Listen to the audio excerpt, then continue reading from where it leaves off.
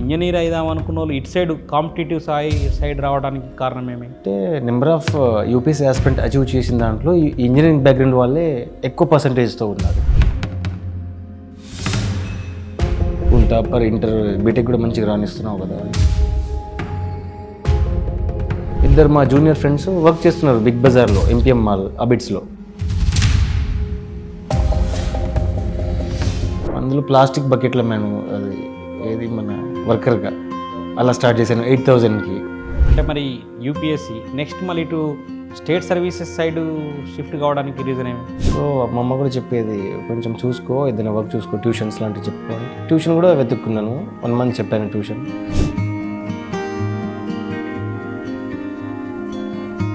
Six to 10 5 years నడుచుకుంటా 4 kilometers daily నడుచుకుంటూ మళ్ళీ 4 kilometers డైలీ నడుచుకుంటూ వచ్చేటోళ్ళు. ఓకే, అలా 5 years చేశాను. ఓకే. ఫస్ట్ ఇయర్లోనే 6 days ముందు మా డాడీ చనిపోయారు ఎగ్జామ్స్కి. సో ఆ టైంలో కూడా నా అంబిషన్ ఎలా ఉందంటే నేను I want to crack this exam. Ashok Nagar shift అయ్యి మళ్ళీ వేరే అబ్బాయి రాసి పడేసిన టెస్ట్ సిరీస్ని ఆ చెత్త బుట్టని తీసుకొని నేను వాటిని రిఫర్ చేసి నేను చదువుకునేవాడిని. అంటే అఫోర్డబిలిటీ లేదు టెస్ట్ సిరీస్ తీసుకోవడానికి కూడా. నెక్స్ట్ ప్రిపేర్ అయ్యే అభ్యర్థులు కూడా వాళ్ళ ప్రిపరేషన్కు target either Group 2 or Group 3 ఏదైనా ఫిక్స్ చేసుకొని చదివితే బెటర్ అంటారా? అన్నిటినీ అసలు సిలబస్ ఏముంది అది కొంచెం టేబుల్ ముందు ఎక్కడైనా అతుకుబెట్టి డైలీ సిలబస్ని చూస్తే అసలు మనం రైట్ డైరెక్షన్లో ఉన్నామా లేదా అది చూసుకొని. స్పెషల్గా Group 3కి వస్తే ఈ Group 3లో మనకున్న ఈ 3 papers మరి వీటి యొక్క ప్రిపరేషన్ విధానం ఎట్లా ఉంటే క్రాక్ చేయొచ్చు అనేది నేను నాదైతే యూపీఎస్సీ బ్యాక్గ్రౌండ్ కాబట్టి నేషనల్ అన్ని అంటే సో మార్కెట్ మెటీరియల్ ఏంటంటే ఈజీ చేసి కొంచెం కంపైల్ చేసి ఇచ్చేస్తుంది కాబట్టి ఇలా. కాంపిటీషన్కి వచ్చిన అభ్యర్థి విజయంతో బయటికి వెళ్ళాలి అంటే దీనికి ప్రైమరీగా మీరు ఇచ్చే సలహా ఏమిటి? అంటే చాలామంది అనుకుంటారు నేను విలేజ్లో ఉన్నాను, లేకపోతే నాకు పెళ్ళి అయిపోయింది, నాకు లేకపోతే డబ్బులు లేవు, మా డాడీ పంపించట్లేదు, రెస్ట్రిక్షన్స్ అని చాలా పెడుతున్నారు. నా బ్యాక్గ్రౌండ్ చూసుకుంటే నేను కరోనా టైంలో ఇంట్లో కూర్చొని పాక ఉండే చిన్నది పాక, వర్షం వచ్చినా కురుస్తుంది ఇట్లా పాక, పక్కనే నేను చేరేసుకొని చదివేటోడిని, ఇక్కడ కురిస్తే మళ్ళీ ఇక్కడ వేసుకొని చదివేటోడిని. మీకు దృఢమైన సంకల్పం ఉంటే ఎక్కడ ఉన్నా అది వచ్చేస్తుంది. సింపుల్గా అంటే కామన్గా సొసైటీలో మనిషికి అంటే వ్యక్తి ఏదైనా ఆస్పిరెంట్కి జాబ్ లేకంటే ముందు జాబ్ వచ్చిన తర్వాత డిఫరెన్స్ అనేది మనం ఖచ్చితంగా చూస్తుంటాం. స్ట్రెస్, ఒత్తిడి, చాలా ప్యానిక్ ఉండేది, చాలా కొన్నిసార్లు నిద్రపోయేది. అసలు అంటే నాకు కూడా ఒక ఎకరం ఉంటే బాగుండేది, నేను అమ్మేసి ఢిల్లీ వెళ్ళిపోయేటం.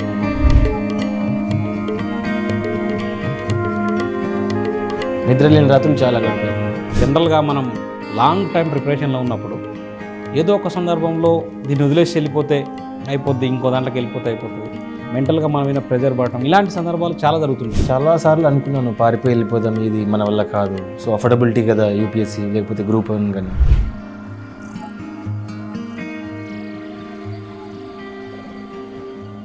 నేను మా అమ్మగారికి ముందే చెప్పాను, బుజ్జమ్మ కొడుకు ఏదో రోజు కలెక్టర్ అయ్యి వస్తాడు, నువ్వు అదే మాట మీద నేను ఉంటాను, నువ్వు అదే అజ్యూమ్ చేసుకుని మైండ్లో. వెల్కమ్ టు నక్షత్ర సక్సెస్ అకాడమీ. మనము ఈ విజేతల యొక్క సిరీస్ మరియు వారి యొక్క ప్రిపరేషన్ అనుభవాలు ఈ అన్నిటిని కూడా నెక్స్ట్ ప్రిపేర్ అయ్యే అభ్యర్థుల కోసం ఏదైతే వాళ్ళ ప్రిపరేషన్లో పాటించారో మెలకువలు వాటిని వివరించడం కోసం మనం ఇప్పటివరకు అనేక మంది Group 1, Group 2 అభ్యర్థుల యొక్క ఇంటర్వ్యూస్ని చేస్తూ ఉన్నాం. దాంట్లో భాగంగా రీసెంట్గా వెలువడిన Group 3 ఫలితాల్లో మనకు ఆడిట్ ఆఫీసర్గా సెలెక్ట్ అయ్యి ప్రజెంటు మన స్టూడియోకి రావడం జరిగింది. మరి ఆ ఆడిట్ ఆఫీసర్గా సెలెక్ట్ అయిన రంగా గారి యొక్క ఇంటర్వ్యూ చేసి ఈరోజు నెక్స్ట్ Group 3కి either any competitive exams prepare అయ్యే అభ్యర్థులు ఏ విధంగా ఫాలో కావాలనే అంశాలని మనం తెలుసుకునే ప్రయత్నం చేద్దాం. Good morning Ranga. Hello sir. మేము పిలవగానే మా స్టూడియోకి వచ్చి ఈ అంటే రేపు ప్రిపేర్ అయ్యే అభ్యర్థుల కోసం మీ యొక్క సలహాలు సూచనలు ఇస్తున్నందుకు ప్రత్యేకంగా ధన్యవాదాలు. మొదటగా మీ నేటివ్ ప్లేస్, మీ బ్యాక్గ్రౌండ్ ఒక్కసారి మీ మాటల్లో. అది గోపతండ విలేజ్ సార్, మోతి మండలం, సూర్యాపేట కింద వస్తుంది. ఓకే, సూర్యాపేట జిల్లా.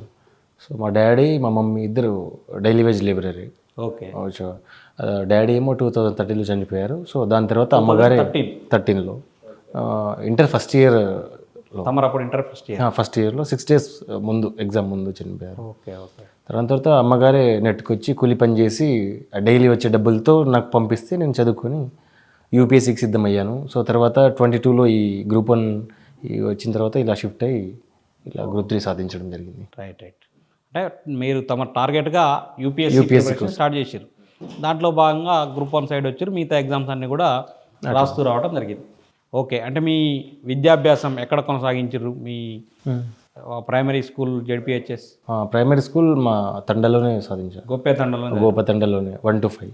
ఓకే. సో 6 to 10 తుమ్మగూడెం ఒక 5 kilometer డిస్టెన్స్ ఉంటుంది. ఓకే. ఆ 6 to 10 5 years నడుచుకుంటా 4 kilometers డైలీ నడుచుకుంటూ మళ్ళీ 4 kilometers డైలీ నడుచుకుంటూ వచ్చేటోండి. ఓకే. అలా 5 years చేశాను. ఓకే. అలా చేసి స్కూల్ టాపర్ అయ్యాను. అదే మండలం టాపర్ కూడా.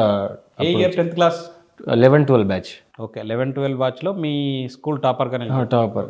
బట్ డైలీ 5 years కంటిన్యూస్గా నడుచుకుంటూ వెళ్ళి 4 kilometers కంటిన్యూస్గా నడుచుకుంటూ మళ్ళీ వచ్చేవాడిని. ఓకే. అలా గోపేతండ టు తుమ్మగూడెం, ఏది మన మోతే మండలం? మోతే మండలం. రైట్. ఓకే. మరి సరే, ఓకే. 10th క్లాస్ 11-12 బ్యాచ్లో కంప్లీట్ చేశారు. నెక్స్ట్ ఇంటర్మీడియట్, ఆ తర్వాత? ఇంటర్మీడియట్ ఎస్విఎస్ జూనియర్ కాలేజ్ అని కూసుమంచిలో చేశాను. కూసుమంచిలో SVS junior college. Okay. 10th వరకు తెలుగు మీడియంలోనే చేశాను. సో ఇంటర్లో ఎంపీసీ ఇంగ్లీష్ మీడియం తీసుకున్నాను ఫస్ట్ టైం. ఓకే. సో కొంచెం మొదటగా భయం ఏర్పడింది, బట్ ఇంగ్లీష్ మీడియం టచ్ లేదు. ఓకే. సో కానీ డేర్గానే తీసుకున్నా, ఇందులోగానే ఇంజనీరింగ్ అవ్వాలి చేయాలి అనే ఆ కాన్సెప్ట్తో. ఓకే. సో ఫస్ట్ ఇయర్లోనే 6 days ముందు మా డాడీ చనిపోయారు ఎగ్జామ్స్కి. సో ఆ టైంలో కూడా నా అంబిషన్ ఎలా ఉందంటే, నేను I want to crack this exam. First year నేను అన్ని క్లియర్ చేయాలి, సప్లీస్ ఉండకూడదు ఎక్కడ. సో డాడీ చనిపోయి 6 days ముందు కూడా నేను, అందరూ వేరే కార్యక్రమం ఉన్నారు, నేను మాత్రం బుక్కులతోనే ఉన్నాను. అంటే వేరే వాళ్ళ దగ్గర నిద్రకు పంపించడం, ఆ టైంలో కూడా వాళ్ళు పడుకుంటే నేను నైట్ బుక్కులతోనే ఉన్నాను. ఫిజిక్స్ మెటీరియల్, కెమిస్ట్రీ మెటీరియల్ పట్టుకొని చదివి అన్నీ క్లియర్ చేశాను ఇంగ్లీష్ మీడియం ఫస్ట్ ఇయర్లోనే. Very good. దాని తర్వాత సెకండ్ ఇయర్ కంప్లీట్ చేసుకుని తర్వాత బీటెక్లో ఎంటర్ అయ్యాను. ఓకే. బీటెక్ ఎక్కడ చేసారు? Shri Kavitha engineering college Karepalli. Shri Kavitha engineering college Karepalli. Okay. Shri Kavitha engineering college. Right. Okay. ఇల్లం దగ్గర. మీరు ఇందాక చెప్పినట్టు ఇంటర్ బీటెక్ ఇంజనీర్ కాదా అయిదామనుకున్నారు. మరి ఇంజనీర్ అయిదామనుకున్న వాళ్ళు ఇటు సైడ్ కాంపిటేటివ్ సైడ్ రావడానికి కారణం ఏమి? అంటే number of UPSC aspirant achieve చేసిన దాంట్లో ఈ ఇంజనీరింగ్ బ్యాక్గ్రౌండ్ వాళ్ళే ఎక్కువ పర్సంటేజ్తో ఉన్నారు. ఓకే. సో ఇంగ్లీష్ టచ్ ఉంటుంది, తెలుగు కాకుండా ఇంగ్లీష్లో టచ్ ఉంటుంది. ఆ టచ్తోనే ఇంకా యూపీఎస్సీ స్టార్ట్ చేసి అలా కొంచెం బ్రాడ్ మైండెడ్తో ఇంజనీరింగ్ చేయాలని డిసైడ్ అయిపోయాను.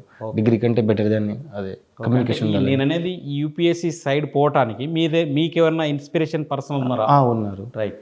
నేను బీటెక్ థర్డ్ ఇయర్లో ఉన్నప్పుడు సూర్య అన్నని మా విలేజ్ పక్కన, ఓకే, అతను ఐఆర్ఎస్ క్రాక్ చేశారు. బట్ అది సర్టిఫికేట్ వెరిఫికేషన్లో మిస్ అయ్యి మళ్ళీ పోయింది. బట్ అతను గైడ్ చేశారు నన్ను, యూపీఎస్సీ ఇలా ఉంటుంది, ఇలా నువ్వు స్కూల్ టాపర్, ఇంటర్ బీటెక్ కూడా మంచిగా రాణిస్తున్నావు కదా అంటే నేను చెప్పాను, నా ఆర్థిక స్తోమత ఇది, నేను చేయలేను ఎఫర్డబిలిటీ, బట్ ఫ్రీ కోచింగ్ ఏమైనా ఉంటే నేను చేస్తానంటే. తర్వాత ఫైనల్ ఇయర్లో స్టార్ట్ చేశాను. ఫైనల్ ఇయర్లో మెల్లమెల్లగా ఆర్టికల్ చదవడము, యూపీఎస్సీ అంటే ఏంటి తెలుసుకోవడము. సో అలా అయిన తర్వాత 18లో బీటెక్ అయిపోయింది. ఓకే. సో తర్వాత ఇంట్లోనే ఉన్నాను. ఓకే. ఇద్దరు మా జూనియర్ ఫ్రెండ్స్ వర్క్ చేస్తున్నారు బిగ్ బజార్లో, ఎంపీఎం మాల్ అబిడ్స్లో, ఓకే, మన హైదరాబాద్లో. ఓకే.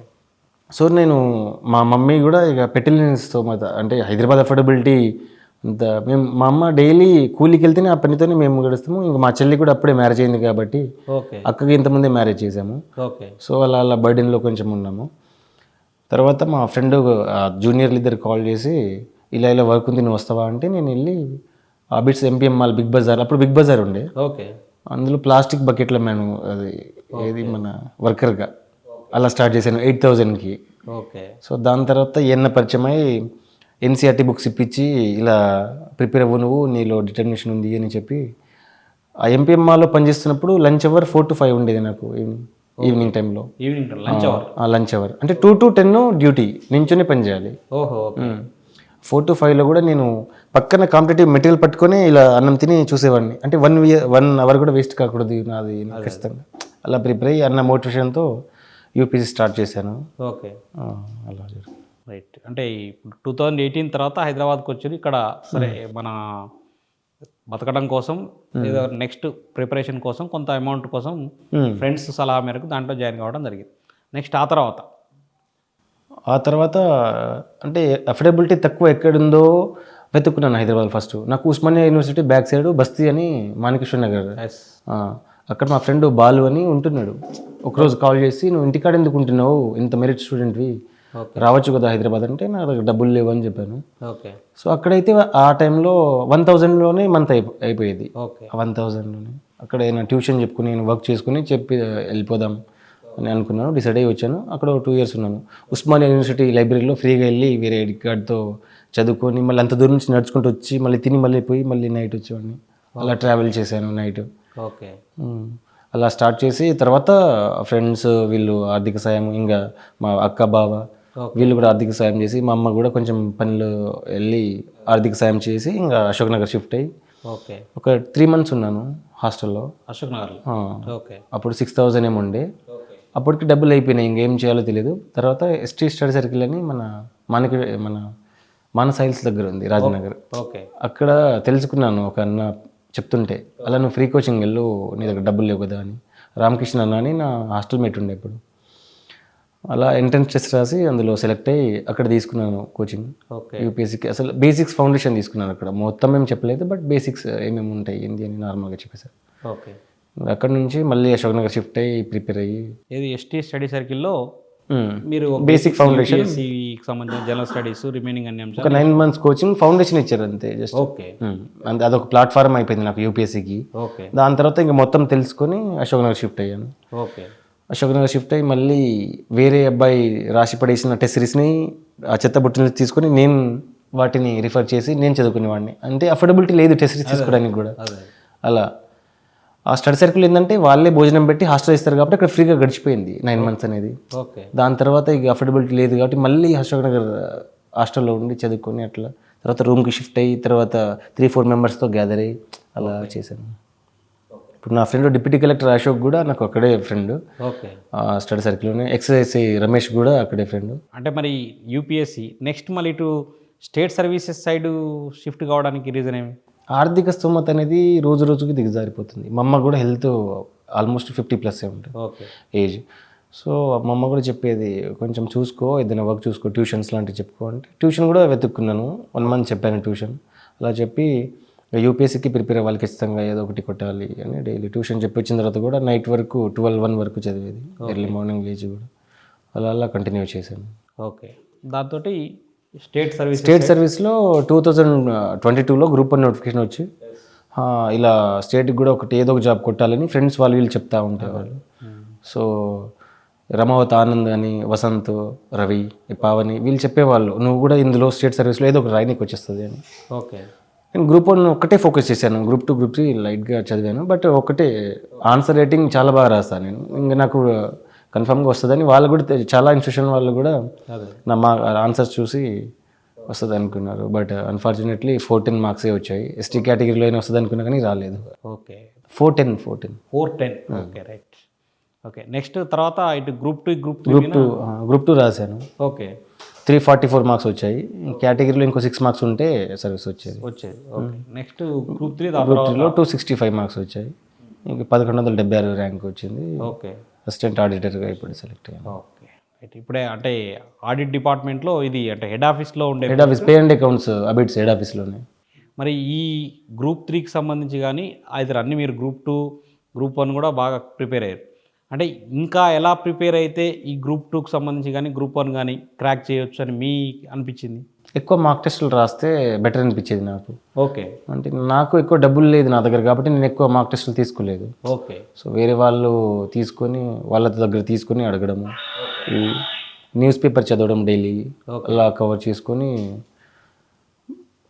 గ్రూప్ 2లో కొంచెం మిస్ అయింది 2 marks, ఒక 6 marks. రైట్. అంటే ఇప్పుడు జనరల్గా అంటే సిలబస్ ఆల్మోస్ట్ 1 కానీ 2 కానీ 3 కానీ అదే సిమిలర్లీ ఉంటాయి. కొన్ని 3తో పోలిస్తే 2లో కొంచెం ఒక పేపర్ ఎక్కువ, మళ్ళీ 2తో పోలిస్తే 1లో ఇంకో 2 పేపర్లు ఎక్కువ, ఇట్లా ఉంటుంది.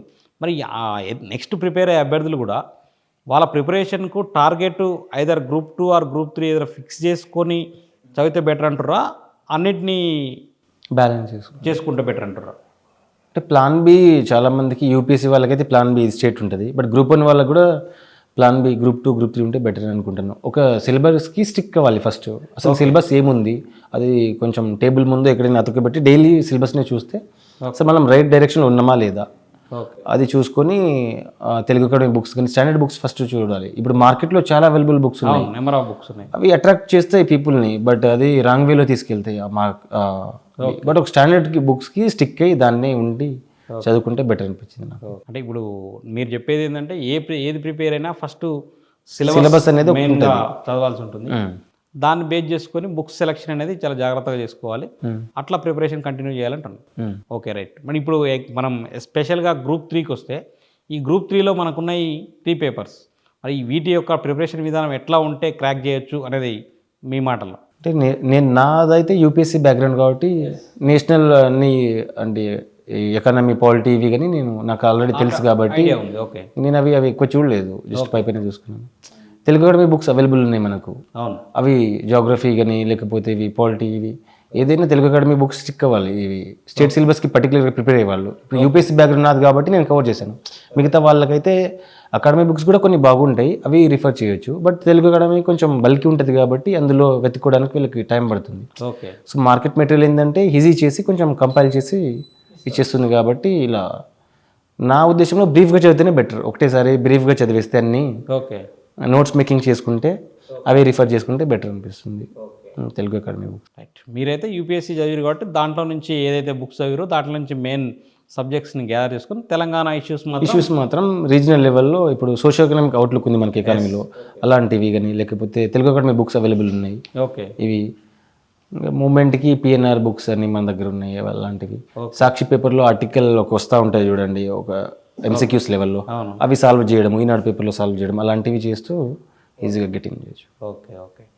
మరి ఇటు నెక్స్ట్ రిమైనింగ్ అంటే ఫ్యూచర్లో ఐదర్ గ్రూప్ 1 ఆర్ యూపీఎస్సీ టార్గెట్తో ఉన్నారు, మరి దాంట్లో ఇంకెట్లా ప్రిపరేషన్ మీకు కొనసాగిద్దాం అనుకుంటారు అదేమైనా? నేను ప్రజెంట్ గ్రూప్ యూపీఎస్సీ ప్రిపరేషన్లోనే ఉన్నాను. Okay, very good. వచ్చే ముందు కూడా ఒక మార్క్ టెస్ట్ రాసి వచ్చాను వాజీరామ్ వాళ్ళది. ఓకే. సో ఖచ్చితంగా నేను క్రాక్ చేస్తానని నమ్మకం నాకు ఉంది. నాకు ఎవ్రీ టైమ్ సీసెట్ 1-2 మార్క్స్తోనే పోతుంది. జనరల్ పేపర్ నాకు ఇప్పుడు దాకా ఇబ్బంది లేదు, జనరల్ స్టడీస్ ఇబ్బంది లేదు నాకు. ఓకే. సో మార్క్ టెస్ట్ కూడా ఇప్పుడు ఆ టైంలో నేను పర్చేస్ చేయలేని స్తోమత లేని టైంలో ఉన్నా. ఇప్పుడు ఆన్లైన్లో అన్నీ అవైలబుల్ ఫ్రీగా ఉన్నాయి కాబట్టి ఇప్పుడు నేను అన్నీ చేసేస్తున్నాను. ప్రింట్అవుట్లు కానీ లేకపోతే ప్రింట్అవుట్ తీపించుకొని లేకపోతే ఆన్లైన్లో సాల్వ్ చేయడం ఇలా అవుతుంది. ఇప్పుడు నేను ఇంతకుముందే నవంబర్ వరకు ఆప్షనల్ మెయిన్స్ ఆన్సర్ రైటింగ్ రాశాను, అది అయిపోయింది, నాకు కంప్లీట్ అయిపోయింది. తీసుకున్నారు మీరు? ఆంధ్రపాలిచిన ఆప్షనల్ ఢిల్లీలో ఆన్లైన్లో కోచింగ్ తీసుకున్నాను, అది అయిపోయింది. జిఎస్ నెక్స్ట్ ఇయర్స్లో అంటే అఫోర్డ్ ఇప్పుడు అడగొచ్చు చాలామంది, ఇంత బ్యాక్గ్రౌండ్ నుంచి వచ్చి మళ్ళీ ఢిల్లీలో అఫోర్డ్ కోచింగ్ ఇందని. ఫ్రెండ్స్ వల్ల ఆర్థిక సాయంతో వెళ్ళి వాళ్ళు అప్పు చేసి మరీ తీసుకొని ఆన్సర్ రైటింగ్ అన్నీ రాసాను. ఎవాల్యుయేషన్ అన్నీ నాకు ఇప్పుడు మెయిన్స్ ఓకే. నాకు ఇప్పటికి కూడా ఎవాల్యుయేషన్ ఏ క్వశ్చన్ ఇచ్చినా I'm okay with mains. But waiting for prelims out అయితే గెటింగ్ పక్క ర్యాంక్ వస్తుంది. ఓకే, మీకు యూపీఎస్సీ రావాలని మనస్ఫూర్తిగా కోరుకుంటూ నెక్స్ట్ అంటే కాంపిటీషన్కి వచ్చిన అభ్యర్థి విజయంతో బయటికి వెళ్ళాలి అంటే దీనికి ప్రైమరీగా మీరు ఇచ్చే సలహా ఏమిటి?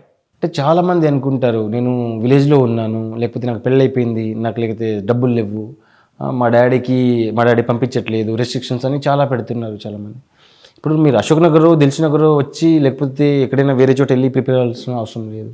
ఇప్పుడు నా బ్యాక్గ్రౌండ్ చూసుకుంటే నేను కరోనా టైంలో ఇంట్లో కూర్చొని మా పాక ఉండే చిన్నది పాక, వర్షం వచ్చినా కురుస్తుంది ఇట్లా పాక, పక్కనే నేను చేసుకొని చదివేటోడిని, ఇక్కడ కురిస్తే మళ్ళీ ఇక్కడ వేసుకొని చదివేటోడిని. అంటే విలేజ్లో ఉండి కూడా చదువుకోవచ్చు. ఇప్పుడు చాలామంది మనం గృహిణులు చూస్తాము, డిఎస్పీ కొట్టారు, 2 పిల్లలు ఉన్న వాళ్ళు వల్ల. మీకు దృఢమైన సంకల్పం ఉంటే ఎక్కడున్నా అది వచ్చేస్తుంది. ఇంట్లో కూర్చున్నా, అశోక్ నగర్లో ఏసీ రూమ్లో కూర్చున్నా, ఇప్పుడు ఏసీ రూమ్లో చాలామంది కూర్చొని చదువుతున్నారు, వాళ్ళు ఏది క్రాక్ చేయలేదు. 6 ఇయర్స్ వరకు నా ఫ్రెండ్ సర్కిల్లో చాలామంది ఉన్నారు. బట్ పాకలో కూర్చొని లేకపోతే డైలీ వేజ్ లేబర్ పిల్లలు కూడా డిఎస్పీలు, ఐఏఎస్లు, కలెక్టర్లు అవుతున్నారు. ఈ అంటే దృఢమైన సంకల్పం మీకు ఉంటే ఎక్కడైనా మీరు క్రాక్ చేయవచ్చు. అది కోచింగే అవసరం లేదు, లేకపోతే మీకు కంఫర్ట్ జోన్ నుంచి బయటికి రావాలి, కష్టపడితే అయిపోతుంది. Right, okay. అంటే జనరల్గా ఇప్పుడు కొత్తగా ప్రిపేర్ రావడానికి వచ్చే అభ్యర్థులకి స్టార్టింగ్ నుంచి ఎట్లా ఫాలో అయ్యి ఎండింగ్ వరకు ఆయన విజయానికి పోవాలంటే ఎట్లా ఫాలో అయితే బెటర్ అని మీ సజెషన్స్? ఫ్రెండ్స్ మాట విని మార్కెట్లో ఉన్న మెటీరియల్ అన్ని చూసి యూట్యూబ్ క్లాసెస్ వింటే మీరు 5 నుంచి 6 ఇయర్స్ పట్టింది మీ సక్సెస్కి. అదైతే నేను గ్యారంటీ రాసిస్తాను బాండ్ పేపర్ మీద. Okay. First of all syllabus ఏముంది, అది చూడండి. సిలబస్కి స్ట్రిక్ట్ అవ్వండి. ఒకటే బుక్ ఒక పాలిటీ ఉందనుకో లక్ష్మీకాంత్తో, లేకపోతే వేరే బుక్ చూడండి, కానీ ఒకటే బుక్ 10 సార్లు చదవండి. ఇప్పుడు పాలిటీ నేను చదువుతా, లేకపోతే ప్రభాకర్ రెడ్డి చదువుతా, వేరే చదువుతా అంటే మీరు ఎప్పటికీ సక్సెస్ కాలేరు. అదే నేను బిగినర్లో నేను కూడా అదే మిస్టేక్ చేశాను. ఓకే. ఇప్పుడు నాకు పాలిటీలో ఏ ఆర్టికల్ అడిగినా, ఏ క్వశ్చన్ అడిగినా టక్కున చెప్పేస్తాను. ఎందుకంటే లక్ష్మీకాంత్ 9 టైమ్స్ నేను చదివాను కాబట్టి, ఒకటే బుక్ స్ట్రిక్ట్ అయ్యాను అంతే కాబట్టి నాకు ఈజీ అనిపించింది. ఓకే. సో ఇప్పుడు గ్రూప్ 3లో కూడా 50 మార్క్స్ పార్ట్ 1 పేపర్ 2లో పార్ట్ 1లో 45 చేశాను నేను పాలిటీ. ఓకే. అలా అంటే ఒకటే బుక్ని ప్రిఫర్ చేయడం వల్ల ఇలా మార్కెట్లో ఉన్న మెటీరియల్ అన్నీ అవైలబుల్ అట్రాక్ట్ చేస్తూ ఉంటాయి. అవి రాంగ్ డైరెక్షన్లో మనకు తీసుకెళ్తాయి. ఫస్ట్ వాటి నుంచి దూరంగా ఉండాలి. ఓకే. వేరే ఫ్రెండ్స్ చెప్తా ఉంటారు ఈ మెటీరియల్ బాగుంటుంది చదవండి, లేకపోతే ఇది ఇందులో నుంచి క్వశ్చన్ వస్తున్నాయంటే అవి ఏం నమ్మకండి. సిలబస్ చూడండి. ఏ బుక్ మీకు నచ్చకపోతే గూగుల్ చేసుకోండి. చాట్ జీపీటీ నా వీడియోస్ అవైలబుల్, ఏఐ కూడా ఉంది మనకు. అలా కూడా ప్రిపేర్ అవ్వచ్చు. ఇప్పుడు నా ఫ్రెండ్ ఒక ఢిల్లీలో ఉన్నప్పుడు నా ఫ్రెండ్ ఒక అమ్మాయి చాట్ జీపీటీ యూజ్ చేసి యూపీఎస్సీ క్రాక్ చేసింది. ఓకే. ఐఎఫ్ఎస్లో ఉంది ఇప్పుడు అమ్మాయి. ఓన్లీ చాట్ జీపీటీతోనే, గూగుల్ చాట్ జీపీటీ. ఏ బుక్ వాడలేదు ఇప్పుడు దాకా. లక్ష్మీకాంత్ కూడా ఎప్పుడు చదవలేదు అమ్మాయి. మొదటి రిలీఫ్గా గ్రూప్ 3 సాధించడం జరిగింది. ఫైనల్ మన టార్గెట్ అయితే యూపీఎస్సీకి మీ ప్రిపరేషన్ కంటిన్యూ చేస్తున్నారు. మరి ఈ గ్రూప్ 3 విజయం పట్లైనా అంటే చిన్నప్పటి నుంచి అంటే 2013లో మీ ఫాదర్ చనిపోయిన తర్వాత మీ అమ్మగారి యొక్క మెయిన్ హెల్ప్ తోటే ఇక్కడ వరకు మీరు రాణించగలిగారు. అంటే ఎట్లా అమ్మగారి యొక్క ఫీలింగ్ ఎట్లుంది ఈ గ్రూప్ 3 విజయం పట్ల? అంటే చాలా హ్యాపీగా ఫీల్ అయ్యారు. అంటే ఇంతకుముందు మా అమ్మగారు ఏమన్నా స్టేజ్ ప్రోగ్రాంలో ఉంటే మా విలేజ్లో కుర్చీ పెట్టేది ఇలా అందరికీ. ఓకే. ఇప్పుడు కుర్చీ పెట్టే స్థాయి నుంచి వాళ్ళ బిడ్డని కూర్చోమీద స్థాయికి తెచ్చింది మా అమ్మగారు. సో అలాంటి పొజిషన్లో నేను ఉన్నాను. చాలా మా అమ్మ చాలా హ్యాపీగా ఫీల్ అవుతున్నారు. ఓకే. అంటే ఏదైనా ఫంక్షన్ విలేజ్లో జరిగితే సర్పంచ్ వాళ్ళ కూర్చొని మీటింగ్ పెట్టుకుంటే కుర్చీలు తుడడము లేకపోతే వర్క్ చేయడం చేసేది. ఓకే. బట్ అదే కుర్చీ మీద నన్ను కూర్చోబెట్టింది మా అమ్మగారు కేవలం మాత్రమే. అది నేను ఖచ్చితంగా మా క్రెడిట్ మొత్తం అమ్మగారికి ఇస్తాను. అంతే. నెక్స్ట్ అంటే ఇప్పుడు ఏదైతే మన ఈ ఇండోలో ఈ ఆర్థిక స్తోమత ఈ అన్ని వెరీ పూర్ బ్యాక్గ్రౌండ్ నుంచి మనం రావడం జరిగింది. మనం దీంట్లో వచ్చేటప్పుడు మరి మధ్యలో ఆగిపోయి వేరే ఏదైనా బిజినెస్ ఏదైతే పని చేసుకుందాము ఇట్లాంటి ఆలోచనల నుంచి డైవర్ట్ అయ్యి కూడా మళ్ళీ మీరు కాంపిటేటివ్ సైడ్ రావడం జరిగింది. దీనికి ఇన్స్పిరేషన్ లేనిది? హిందూ పేపర్ బాగా చదువుతాను నేను ఫస్ట్. ఓకే. ఆర్టికల్స్ వస్తూ ఉంటాయి, లేకపోతే మ్యాగజైన్స్ వస్తూ ఉంటాయి, క్రానికల్ మ్యాగజైన్స్ వస్తూ ఉంటాయి. అవి చూసి లేదు ఖచ్చితంగా ఐఏఎస్ఏ కలెక్టర్ అవ్వాలి, వేరే ఆప్షన్ లేదు, ఈ బ్యాక్గ్రౌండ్ నుంచి కలెక్టర్ వస్తే ఇక చాలు అనేది నేను అనుకున్నాను. బట్ మా ఫ్రెండ్ సూర్య కూడా అప్పుడు ఐఆర్ఎస్ సాధించారు. ఓకే. సో అతని సహకారంతో కూడా అతను కూడా నా ఇన్స్పిరేషన్ అనుకోవచ్చు. అప్పట్లో ఇంకా రోణంకి గోపాలకృష్ణ వాళ్ళు కూడా తెలుగు మీడియం నుంచి ఐఏఎస్ సాధించారు. అలా చూసి చాలా ఇన్స్పైర్ అయ్యి అలా ఇంకా లేదు ఈ చిన్న చిన్న జాబ్ నా వల్ల కాదు, కానిస్టేబుల్ ఎస్ఐలు ఇవి నేను చేయలేను, జస్ట్ యూపీఎస్సీ ప్రిపేర్ అవుతాను అని నేను అనుకున్నాను. మధ్యలో చాలాసార్లు అనుకున్నాను, అంటే అమ్మ ఒక్కటే కష్టపడుతుంది, అంటే మాది ఇప్పటికీ పూర గుడిసెనే ఉంది, వర్షం వచ్చినా ఉరుములు వచ్చినా మెరుపు వచ్చినా మా అమ్మ ఒక్కతే పడుకుంటుంది కాబట్టి ఆ పెయిన్ నాకు ఉండేది. విలేజ్లోకి వెళ్ళి చదువుదామా అంటే అక్కడ అవ్వదు నాకు తెలుసు. ఎందుకంటే గిరిజన బ్యాక్గ్రౌండ్ కాబట్టి డిమోటివేట్ చేస్తూ ఉంటారు స్టిల్ ఇప్పటికీ. సో నీ వల్ల కాదు, పెళ్లి చేసుకో, మీ అమ్మ ఒక్కతే ఉంది కదా అది అని చెప్తారు. సో కరోనాలో నేను అది ఫేస్ చేశాను. కరోనా టైంలో అది ఫేస్ చేశాను. చాలామంది క్రిటిసైజం చేయడం వల్ల అది లేదు హైదరాబాద్లోనే ఉండాలి. బట్ నేనైతే హైదరాబాద్లో మా అమ్మని తీసుకొచ్చి జాబ్ వచ్చినాక పెట్టేస్తాను. బట్ అప్పటిదాకా అయితే నేను పేషెన్స్తో ఉండి ఎలాగైనా ఇక్కడ ఉండే హైదరాబాద్లో ఉండే చదవాలి ఫ్రెండ్స్ సహకారంతో అనుకునేవాడిని. Okay, right. ఇప్పుడు అంటే మీరు చెప్పినట్లు ఫైనాన్షియల్గా హెల్ప్ కోసమైనా లేదా మ్యారేజ్ చేసుకోమని ఇతర పని చేయమని సొసైటీ అనేది చాలా విధాలుగా మనల్ని క్రిటిసైజ్ చేస్తుంటుంది. వాటి నుంచి బయటకు వచ్చారు కాబట్టి ఈరోజు మీరు ఈ విజయాన్ని చూసిరు. నెక్స్ట్ ఇంకా పెద్ద విజయాన్ని చూడాలని మనస్ఫూర్తిగా కోరుకుంటున్నాను.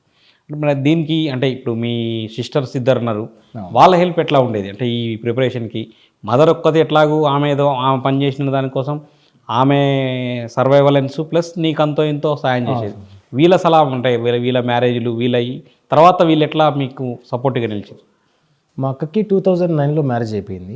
ఓకే. సో తర్వాత చెల్లి అంటే ఇంతకుముందు ముగ్గురు పని చేసేవాళ్ళు. ఓకే. డాడీ ఏమో జీతం ఉండేటోళ్ళు వాళ్ళ ఇంట్లో. ఓకే. డాడీకి నాకు ఎలా ఈ కాంపిటేటివ్ వరల్డ్లో అసలు ఇంట్రడ్యూస్ చిన్నతనంలో 4th క్లాస్లోనే వచ్చింది ఒక థాట్ ప్రాసెస్.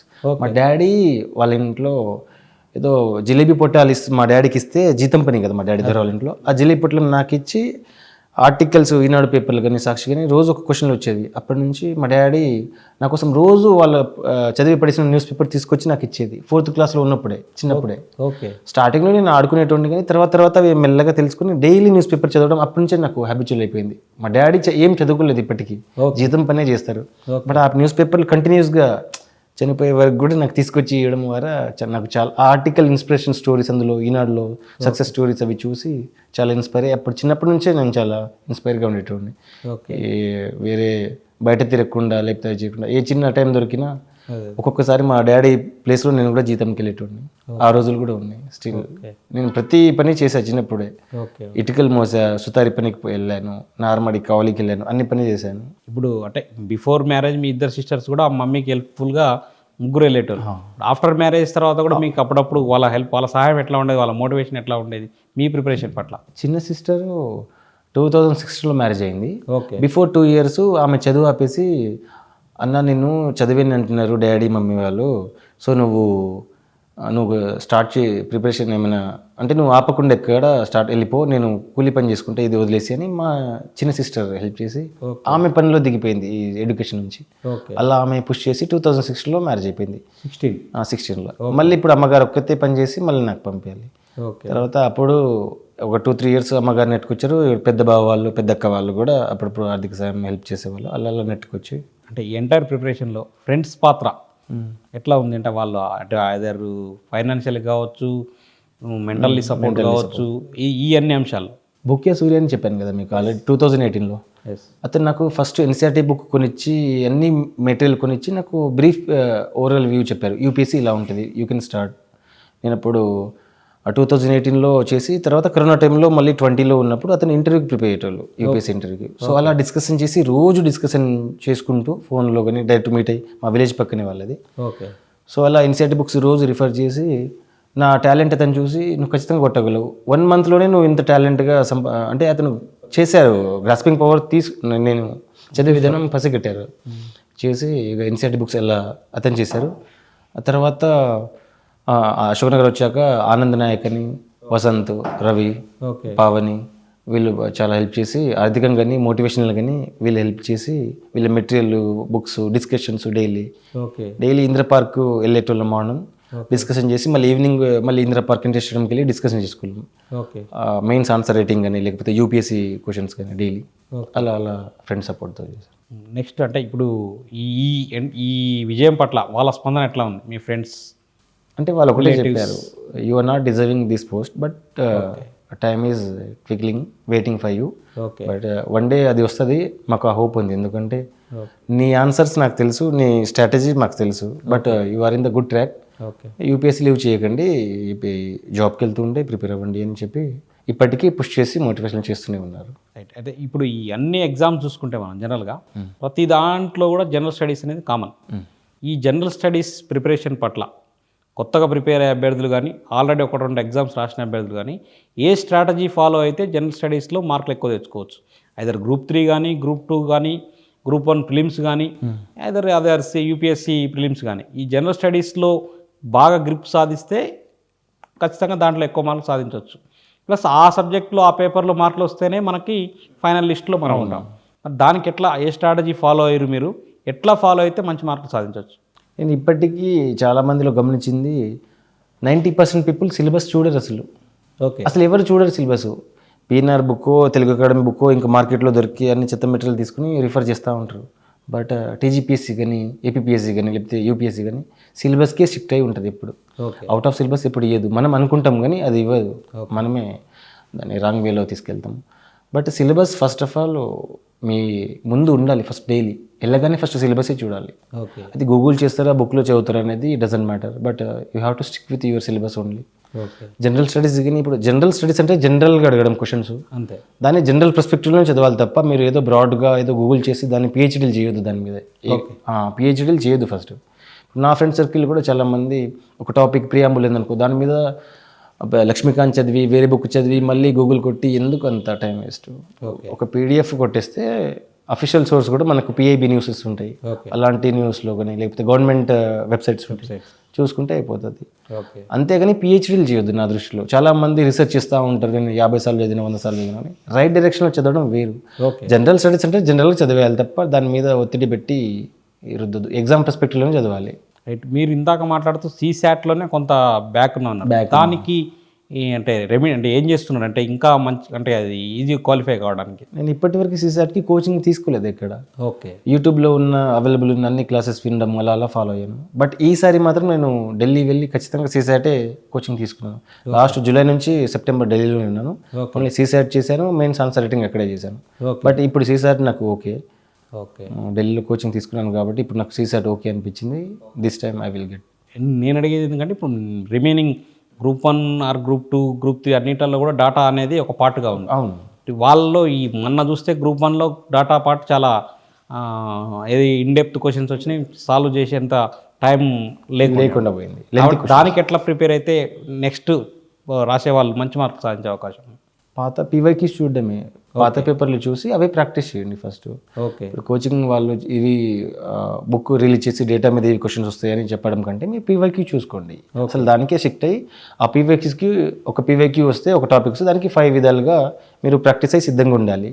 ఒక 5 waysలో మీరే క్వశ్చన్లు సిద్ధం చేసుకుంటే బెటర్. వేరే వాళ్ళు ఇన్స్టిట్యూషన్ వాళ్ళు కానీ లేకపోతే బుక్ వాళ్ళు వాళ్ళది కంటే మనం స్వతహాగా మనమే దాని మీద క్వశ్చన్లు తయారు చేసుకుని సాల్వ్ చేసే స్ట్రాటజీ మనకి ఉండాలి. అప్పుడే మనం సక్సెస్కి దగ్గర అవుతాం. ఓకే. జనరల్గా అంటే కామన్గా సొసైటీలో మనిషికి అంటే వ్యక్తి ఏదైనా ఆస్పిరెంట్కి జాబ్ లేకంటే ముందు జాబ్ వచ్చిన తర్వాత డిఫరెన్స్ అనేది మనం ఖచ్చితంగా ఇప్పుడు చూస్తుంటాం. ఎట్లా అనిపించింది మీకు? వచ్చినప్పుడు ఇప్పుడు తెలుస్తుంది, రానప్పుడు ఏ విధంగా ఉంది? స్ట్రెస్, ఒత్తిడి, చాలా ప్యానిక్ ఉండేది. చాలా కొన్నిసార్లు నిద్రపోయేది అసలు. అంటే నాకు కూడా ఒక ఎకరం ఉంటే బాగుండేది, నేను అమ్మేసి ఢిల్లీ వెళ్ళిపోయేటోనేమో, లేకపోతే RCDలోనో లేకపోతే అమిగోస్లోనో ఎక్కడో జాయిన్ అయిపోయి అందరితో పాటు క్రాక్ చేసి పాటికి IAS అయిపోయేటోను, మా అమ్మని బాగా చూసుకుంటుండే. అలాంటి నాకు పిచ్చి పిచ్చి ఆలోచనలు నైట్ మొత్తం నిద్రలేని రాత్రులు చాలా గడిపాను నేను అలాంటివి. సో మనీ ఉంటే బాగుండేది కదా నాకు కూడా. అంటే చాలామంది పిల్లలు నా ఫ్రెండ్ సర్కిల్లోనే ఓకే మినిస్టర్ పిల్లలు ఉన్నారు, IAS పిల్లలు ఉన్నారు, MROల పిల్లలు ఉన్నారు, చాలామంది MLC పిల్లలు కూడా ఉన్నారు, ఇప్పుడు కూడా స్టిల్ ఉన్నారు నాతోనే. బట్ వాళ్ళ దాంట్లో నాకు కొంచెం పావంతు ఉండేది. నా సక్సెస్ ఇంకా ముందే వచ్చేదేమో, ఈ గ్రూప్ 3 కాకుండా IAS లేకపోతే గ్రూప్ 1లోనే అయిపోయేదేమో అని అనిపించింది. సొసైటీ చూసే పర్సెప్షన్ ఎట్లా ఉంటుంది మనకు? ఎంప్లాయీని అంటే రాసి ఎగ్జామ్లో క్రాక్ చేయను అని అతన్ని సొసైటీ ఎప్పుడు క్రిటిసైజ్ చేస్తూ ఉంటుంది, ప్రైజెస్ చేస్తూ ఉంటుంది. కాయన్కి బోత్ సైడ్ ఉంటుంది ఎప్పుడు, ఇట్ సైడ్. ఇప్పుడు నాకు జాబ్ వచ్చింది, మీరు బాగా చూసుంటారు కాబట్టి అడుగుతున్నా. దాంట్లో నాకు జాబ్ వచ్చింది. ఇప్పుడు మా ఇంటికాడ మా అమ్మని చాలా మంది అంటూ ఉంటారు, ఎవరో హెల్ప్ చేస్తే లేకపోతే కొనుక్కున్నారేమో, లేకపోతే ఎవరో ఆర్థిక సాయం చేస్తే ఒక సొసైటీ అంటుంది. ఇంకో సొసైటీ మనం చూస్తున్నాం కదా, చిన్నప్పటి నుంచి కష్టపడతాడు అబ్బాయి, స్కూల్ టాపరు, ఇంటర్లో కూడా మంచి మార్క్స్, బీటెక్లో థర్డ్ వచ్చాడు, ఇంకా చిన్నప్పటి నుంచి ఎక్కడ స్ట్రగుల్ చేస్తూనే ఉన్నాడు ఎక్కడ ఆపకుండా అని ఒక సొసైటీ ఎప్పుడు కైన్కి బోత్ సైడ్లా ఉంటుంది, రెండు వైపులా ఉంటుంది. ఒక సైడ్ ఏమో పాజిటివ్, ఒక సైడ్ ఏమో నెగిటివ్. నేను ఎప్పుడు అంటే నేను ఇంటికి వెళ్ళేటప్పుడు మ్యారేజ్ చేసుకో, ఏజ్ అయిపోతుంది, మేము ఒక్కతే అని చాలామంది చెప్పేవాళ్ళు. బట్ నేను అవన్నీ పట్టించుకోకుండా నా ఎయిమ్ మీదే నేను ఫోకస్ చేశాను మొత్తం. అవి నేను ఎప్పుడు పట్టించుకోలేదు, ఇక్కడ పట్టించుకోలేదు, అశోక్నగర్లో పట్టించుకోలేదు, విలేజ్లో పట్టించుకోలేదు, చుట్టాల్లో పట్టించుకోలేదు. నేను ఆ క్వశ్చన్ అడగడానికి కారణం ఏంటంటే, ఎవరైనా ఏ అభ్యర్థి అయినా ప్రిపేర్ అయ్యేటప్పుడు ఒకసారి 2 సార్లు రాసిన తర్వాత డిమోటివేట్ అంటే సొసైటీ ఏం చేస్తుంటుందంటే, మన పేరెంట్స్కి కానీ మన చుట్టూ సరౌండింగ్స్ కానీ ఇంకెన్ని రోజులు ఇంకా ఏదో పని చేసుకోవచ్చు కదా, లేదా ఏదో ప్రైవేట్గా ఏదో చిన్నపాటి చేయొచ్చు కదా, ఇంకా ఎన్ని రోజులు చదువుతాడు, పెళ్లి చేయొచ్చు కదా మీ అబ్బాయికి, ఇలాంటి క్వశ్చన్స్ అనేవి జనరల్గా జరుగుతుంటాయి. అట్లా దాంట్లో నుంచి ఇంకా ఈ బాగా ఇంకా పల్లెటూళ్ళలో అయితే ఇలాంటివి బాగా ఉంటుంది, ఇంకా మన తండాలలో అయితే ఇంకా ఎక్కువ ఉంటుంది. వాటి నుంచి మీరు బయటికి రాగలిగారు కాబట్టి దట్స్ వై ఐ ఆస్క్.